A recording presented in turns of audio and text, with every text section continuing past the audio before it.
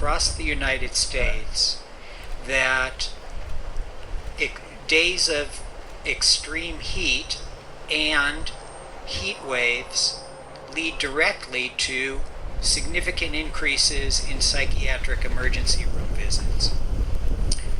So heat caused by human-caused climate change is a psychiatric emergency.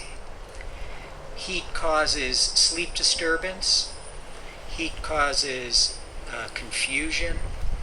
Sleep disturbance itself causes exacerbations in mood and psychotic disorders, exacerbates symptoms of trauma-related disorders, and we see this in population studies, but also in our individual patients.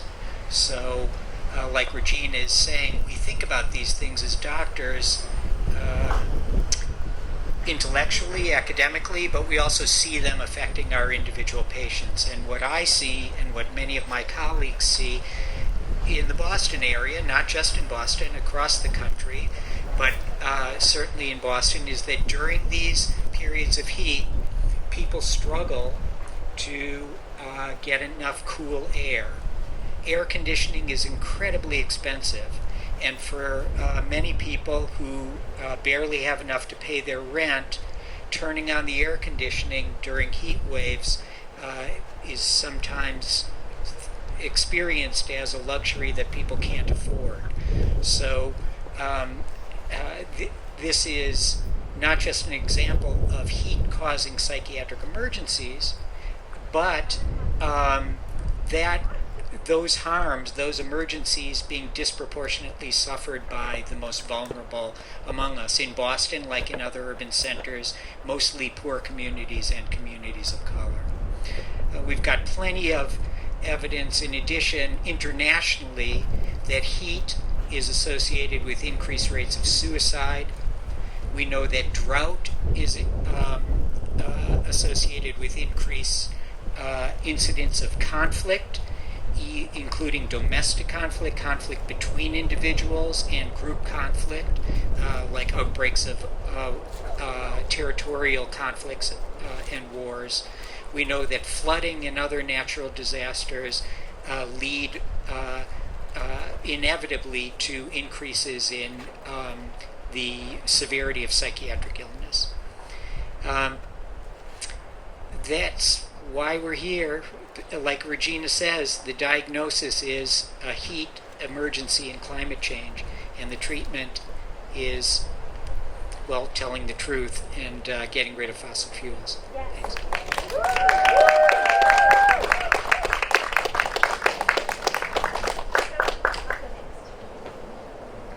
Okay, I'm going to bring you back to elementary school.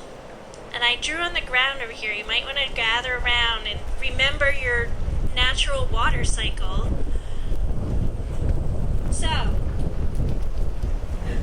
in the natural water cycle, we have rain that comes down from the sky. The rain feeds the plants, or waters the plants. The water goes down into the groundwater where we get a lot of our drinking water, especially where we're not in taking water from the Quabbin. The rain also falls across the ground and goes into local rivers and streams, which are also fed by the groundwater. Remember how there's evapotranspiration, big word, where the trees release vapors, and also evaporation feeds the clouds, which then brings around the cycle. So this is how it worked before we started building on top of the ground. So, add a house, add a tall building, put a rooftop on top of them, put a driveway, add a parking lot. Maybe you might even add a soccer field. You didn't know this, but soccer fields are not very permeable. And so what happens when the rain comes back down? The rain hits all these roofs, goes flying off over the ground. It can't get into the groundwater, and instead it carries all pollution into the rivers and streams. happens when we keep the water from the groundwater. We end up with dried up riverbeds. With climate change, here's what's happening now. Climate change is making the rain come down much more heavily in shorter amounts of time. Our pipes and all of our impervious surfaces, the water just comes down and it flies off. You've seen it.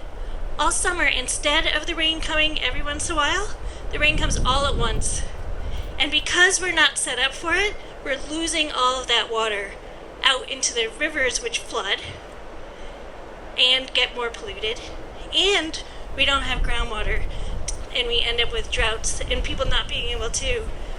There's a town in Massachusetts where at one point neighbors couldn't take a shower while their neighbor was watering their lawn because the groundwater was so low. So there are ways to go back and retrofit, make what we have built now act more like the natural water cycle. So there are ways of letting the water from the rain go back into the ground. It looks kind of nice. There are people out there doing it all the time. We have to push for it. There's also ways of taking places where we've turned natural systems into totally unnatural systems. I don't know if you know about the Muddy River. Right over here in the Charles, it used to be a pipe in the ground. And we spent lots of money and lots of time, but now it shouldn't take so much money or time because we know it works. Now it's no longer in a pipe, it's beautiful habitat. And there's lots more capacity for the rain, for the birds, for the insects.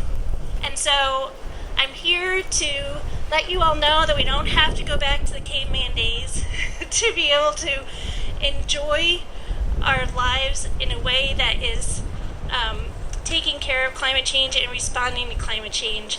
And we don't have to have droughts here in Massachusetts if we just manage the water we have in a better way.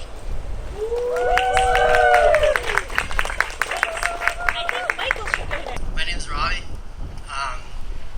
Robbie Pitsley. I am an environmental scientist. I was able to graduate just before COVID.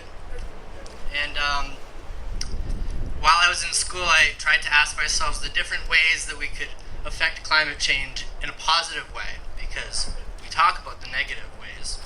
And, you know, engaging with our policy makers is the first effective way. And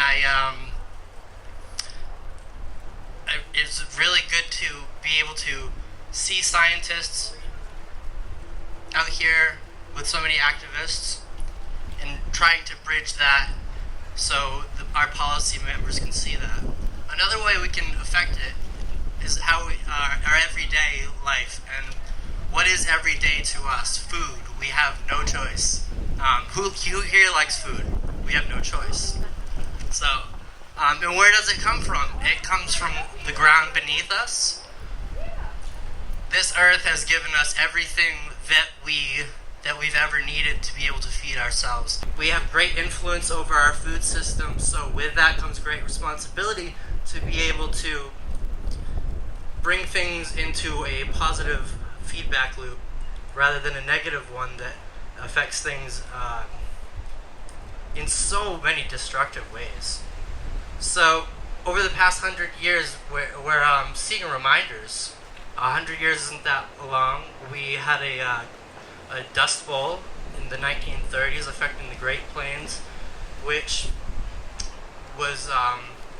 showed us how erosion and how we can feed into the effects of erosion, which is the loss of our topsoil. Our topsoil is like basically the set of ingredients that we would need to build a cake, or a pizza.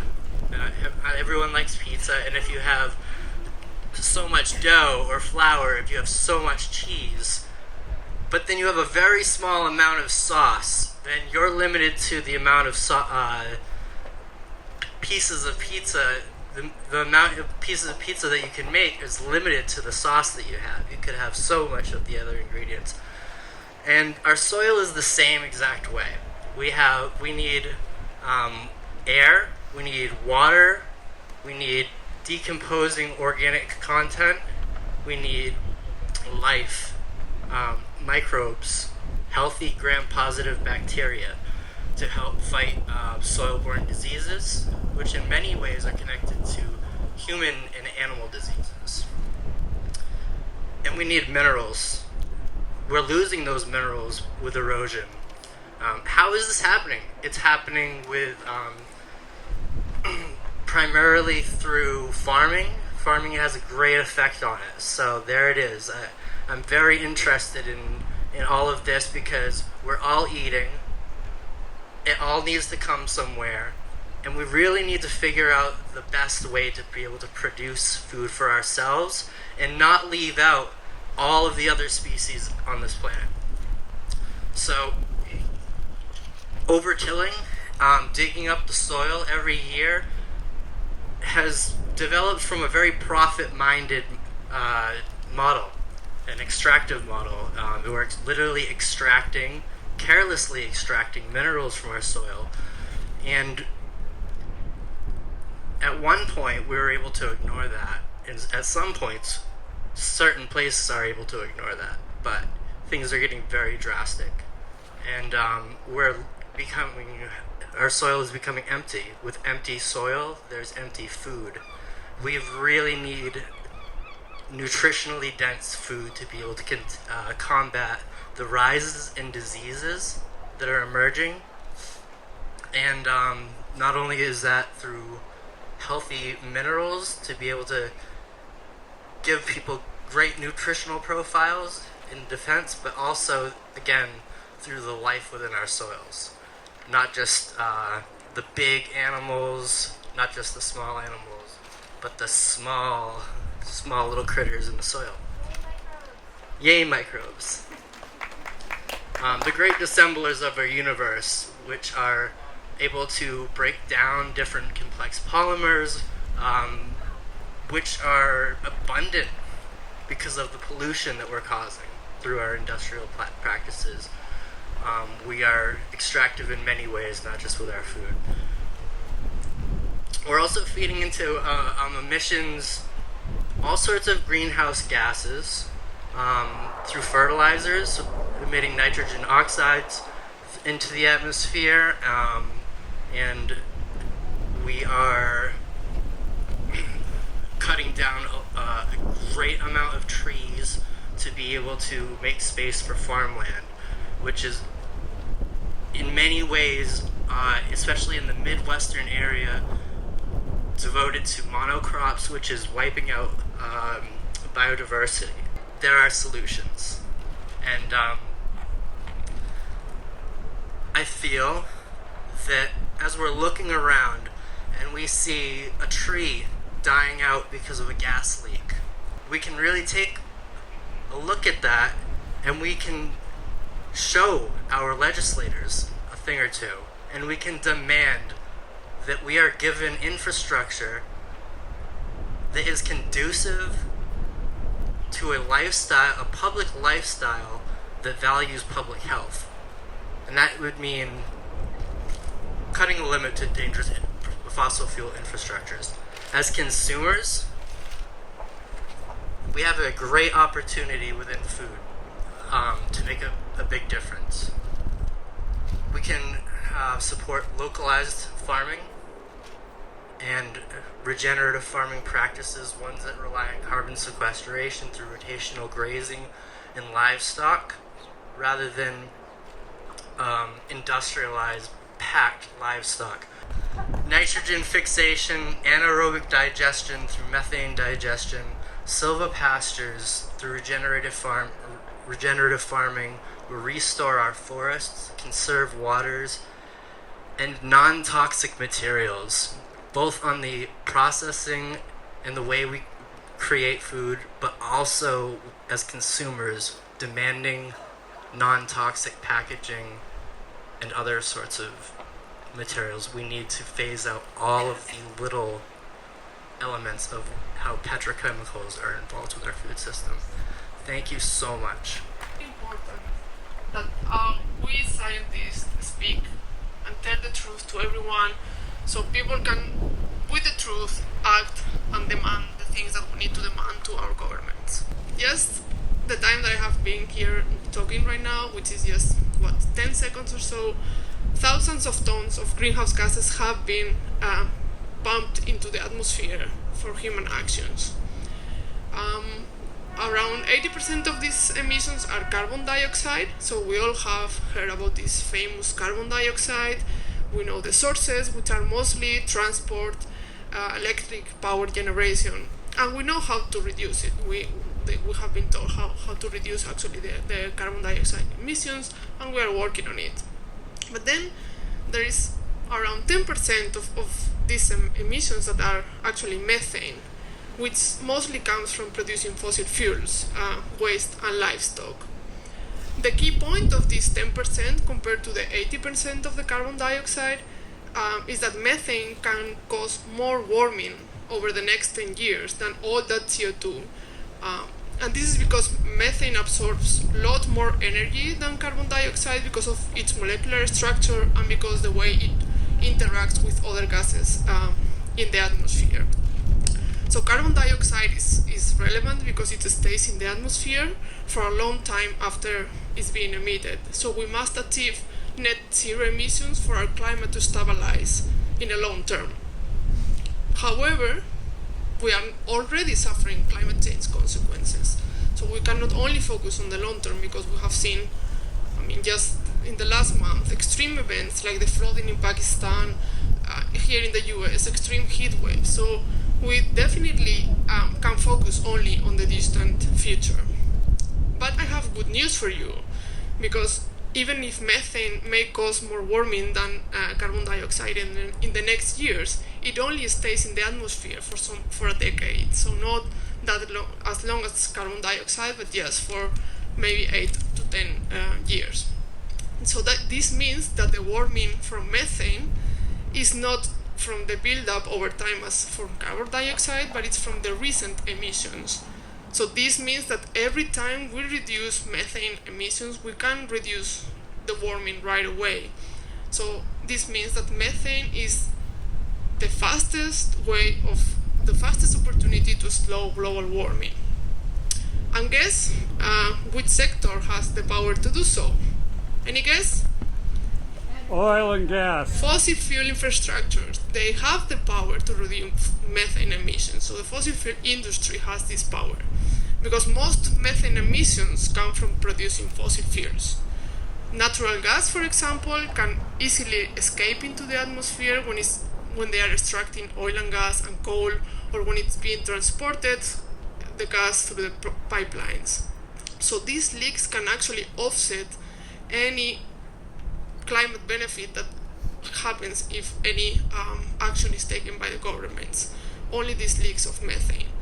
Another example is that the oil fields in Texas, or the gas that is escaping, can hit millions and millions of homes only for one day. And fixing these emissions is really simple. It's only repairing a pipe, it's tuning an engine, so this is not rocket science, it's just plumbing. So you don't need a scientist, as you just need a plumber to just fix these pipelines. So to implement solutions, we need governments and oil and gas companies to actually act now and end these wasteful practices. There is a lot of warming that we can prevent right away, right now.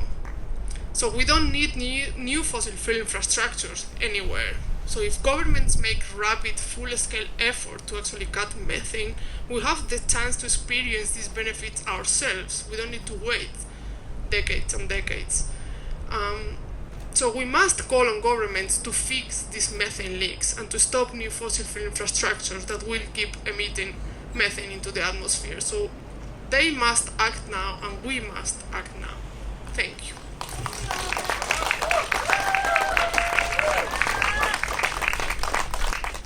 Dr. Jill Stein. Thank you. So I wear a few different hats. My original hat was actually as a medical doctor. I still have a license, believe it or not. And I'm an internist, so I'm very interested in health. And there's a lot of pressure when you go to medical school. You should be a expert on the kidney, or you should be an expert on the heart or the brain or whatever. And I was one of those people who kind of wanted to understand the whole thing. So I'm a internist, which is a fancy way of saying a general doctor for grown-ups, basically. And I found myself getting very distracted, probably in my late 20s, early 30s, getting very distracted about these epidemics of asthma and cancer and neurological disabilities and stuff like that. And I started working with Physicians for Social Responsibility to look at some of the upstream drivers, which include, of course, social systems and economic systems and environmental factors and food and all those things. And I was sort of dragged away from being a doctor because, like many others have said, it's kind of hard to fix things from inside the doctor's office. You know, we wind up trying to repair things after the fact when prevention is really the name of the game. You know, an ounce of prevention is worth a ton of cure, especially when you have an incurable disease like climate change, if we're allowed to continue in the direction we're going. So at that point, I began working on policy on the principle that many have said here today, that our government has to be pushed. Why? Well, we have the best democracy that money can buy. And there's a lot of money out there buying democracy. More and more of it. The more concentrated money becomes, the more influence it has. And it's become extremely difficult. When I first started working with Physicians for Social Responsibility, we were able to have a big impact on coal plants and incinerators, and we were shutting them down. And then we began to have less and less and less influence, and it became more and more clear to me that the power is really with social movements. The power is with the people. You can't lobby with knowledge, unfortunately. You lobby with money, and you lobby with campaign contributions. So anybody who wants to lobby on that basis, good luck. That's why we need power. And one of the uses of science, which I'm really excited about because Scientist Rebellion is more empowered than most science groups that I have worked with, and really liberated to stand up and tell the truth about what has to be done. And science can be so powerful in clarifying what has to be done, because our elected officials, in all their wisdom, are forever using fancy words like 110 gigawatts of offshore wind power that President Biden has guaranteed we are going to have by 2030, 110 gigawatts. So I said to myself, well, what does that mean, 110 gigawatts?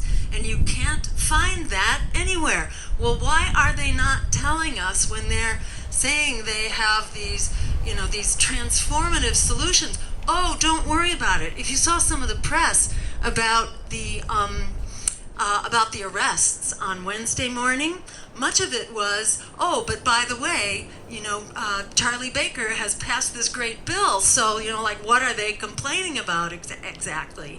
And we have this terrific Inflation Reduction Act that's going to reduce carbon emissions by 40%, they say, by 2030. And I spent several days just trying to track down how you convert 110 gigawatts into, what does that mean in terms of our current power consumption?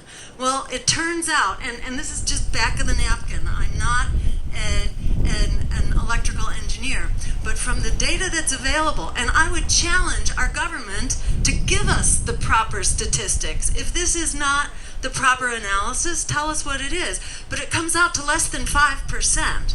Less than 5% of our current energy utilization will be supplied by that 5 gigawatts of offshore wind that President Biden is so proud of. And here in Massachusetts, they tell us not to worry because this climate bill that they just passed Charlie Baker signed it in August, it will produce 5,600 megawatts. Now that sounds really impressive, but anybody know what that turns out to be? It's about the same. It's about 9% of our energy. It is way too little. It's way too late. They pat themselves on the back because they acknowledge the science, and this is perhaps the more conservative science, but they acknowledge that the IPCC says we should be 50% reduced by 2030 and 100% net emissions reductions by 2050. So they pat themselves on the back because they've recognized what the United Nations scientific body says. But what they're doing doesn't come close to their commitment to meeting that. So I'm very excited about this group and our potential to use the science in the public interest, because right now the science is mostly being used for profit, and we are going over the cliff for profit right now. That's not going to work. Boston, half of Boston is built on landfill. We are extremely vulnerable. We are now at, I think it's 6 or 8 inches sea level rise compared to the year 2000.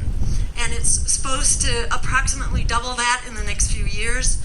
The Mass Pike is going to be one of the first things to go. So had we obstructed traffic on Wednesday, it would have been nothing compared to what's going to happen as the waters continue to rise. Because one of the first things to go is actually going to be the Mass Pike, Back Bay, the Prue, the Prudential area, and the seaport.